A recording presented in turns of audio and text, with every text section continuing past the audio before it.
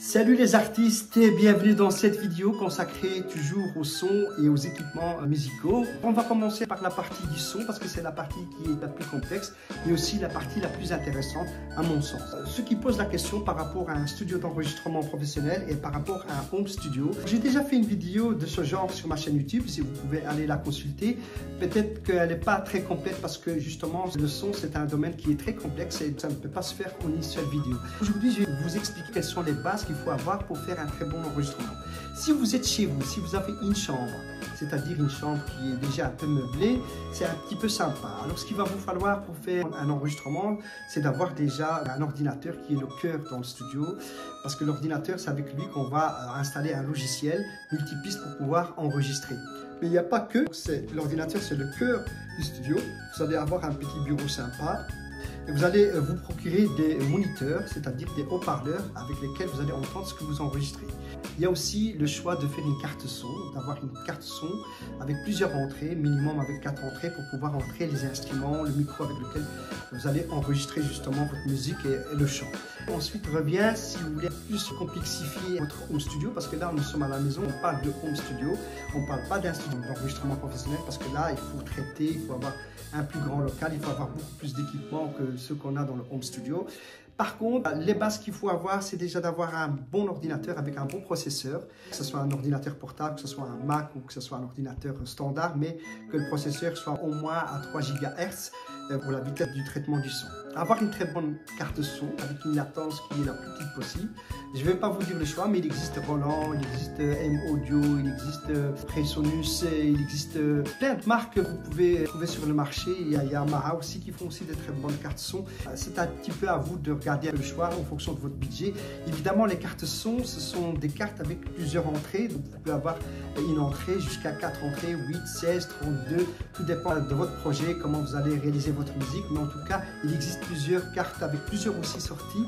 Mais moi, je vous conseillerais déjà, si vous voulez faire un enregistrement classique, de commencer déjà avec une carte son avec 4 entrées. Pourquoi 4 entrées? Mais parce que comme ça, vous n'allez pas tous les ans changer de carte son, parce que vous allez vous apercevoir qu'à un moment donné, vous allez être court au niveau des entrées, et avoir une carte son avec 4 entrées, je pense que c'est un très bon compromis. Et avoir aussi avec 4 sorties, comme ça vous pourriez mettre les moniteurs et les doubler, mettre un ticket son de renfort de basse pour mieux entendre la basse. Mais le minimum, c'est d'avoir au moins 2 sorties, ce qui est sur les cartes classiques normalement. Après aussi, vous avez la connectique MIDI, soit en DIN, soit en USB. Mais moi, je recommande de travailler en USB, c'est beaucoup plus rapidement. Vous branchez juste votre câble avec l'ordinateur, et votre carte elle est reconnue. Et puis, le tour est joué, vous pouvez brancher un clavier maître pour pouvoir rentrer les notes via des plugins que vous trouverez dans les logiciels comme du type Cubase ou Pro Tools. Vous avez ces fameux plugins avec les sons, avec les boucles, avec les instruments pour pouvoir les rentrer et les enregistrer dans votre logiciel multipiste. Dans les logiciels multipistes, comme je viens de le dire, il y a Cubase, il y a Pro Tools, il y a FL Studio, il y a plein de logiciels, il y a Acoustica, il y a Goldwave pour ceux qui débutent. Il y a pas mal de logiciels qui sont même gratuits sur Internet que vous pouvez les télécharger. Je pense que ça c'est un bon début pour vous. La partie, on va dire, la plus ennuyante et la plus complexe, c'est le micro. Le micro, il faut faire un bon choix et avoir un micro statique. Pourquoi statique par rapport à un dynamique? Parce que le micro statique va enregistrer toutes les nuances et va surtout aller entre 20 et 20 kHz, qui est la bande passante qu'on entend. L'oreille humaine entend entre 20 et 20 kHz, puisque après, en dessous de 20 Hz, ce sont les infrasons qu'on n'entend pas. Et au-dessus de 20 kHz, c'est aussi des sons qui sont des ultrasons qu'on n'entend pas.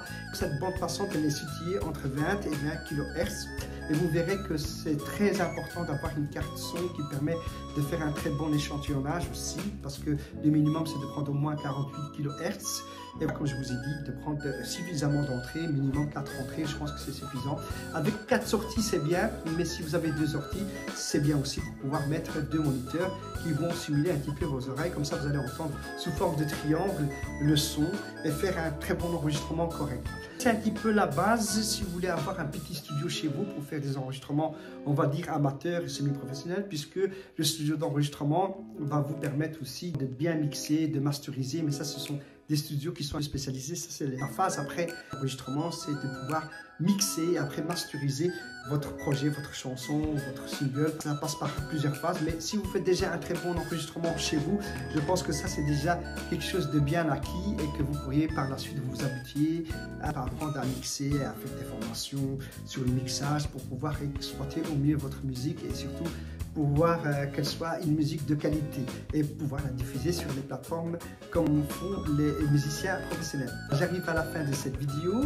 Si vous êtes intéressé par le contenu sur le son, sur l'enregistrement et sur les équipements musicaux que vous pouvez trouver soit en studio, soit en live, vous pouvez vous abonner à ma chaîne YouTube qui est Abdelkader Hamid, dans laquelle vous trouverez évidemment cette vidéo qui est ici et d'autres vidéos qui parlent sur le sujet, qui parlent sur les instruments, qui parlent sur les micros, les cartes son, les haut-parleurs, les amplificateurs, les consoles de mixage et les logiciels aussi. C'est Abdelkader Hamid, n'oubliez pas sur YouTube de me suivre. Je vous dis à très bientôt pour une prochaine vidéo.